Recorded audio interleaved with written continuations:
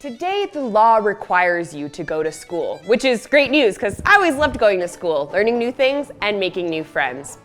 But imagine a time when the law didn't require you to attend school.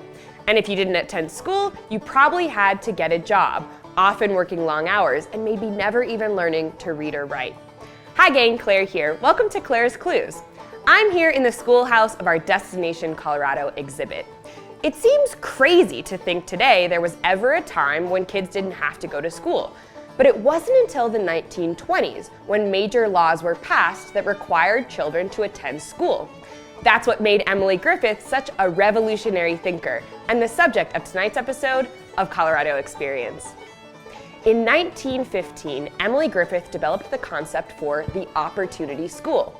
She believed education and learning should be for everyone, regardless of age or status. Whether you were a 12-year-old working in a bakery who wanted to learn to read and write, or a 30-year-old German immigrant who came to Denver and wanted to learn how to fix a radio or learn woodworking. Her slogan became, "For all who wish to learn." The Emily Griffith Opportunity School opened in 1916, with more than 600 students registering on the first day. For its first 11 years, the Opportunity School operated out of an old, unused school building. But by 1927, it was so successful that the school board decided it needed its own building, built at the corner of 12th and Welton Streets in Denver. This new building had a library and modern science classrooms, plus more than 9,000 students taking classes there. Over the next 60 years, the Emily Griffith Opportunity School expanded to include tons of programs, from how to weld, to how to cook a meal, to how to fix airplanes, and tons others. It grew so much that in the 1990s, it became the Emily Griffith Technical College, which now operates out of 3 modern campuses spread throughout Denver.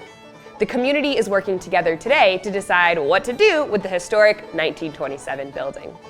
This kind of thing happens a lot in historic preservation. Historic buildings will become vacant, and we have to decide together as a community what to do with them. Sometimes historic buildings are torn down, but as preservationists, we almost always advocate for keeping the buildings standing, especially buildings like these that are so significant to our history. While we might not know the future of the Opportunity School, we do know the important story of its past, which is something to be celebrated, remembered, and preserved.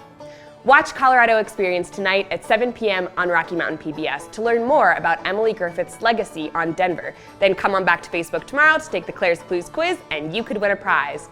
I'll see you next week for our final Claire's Clues adventure.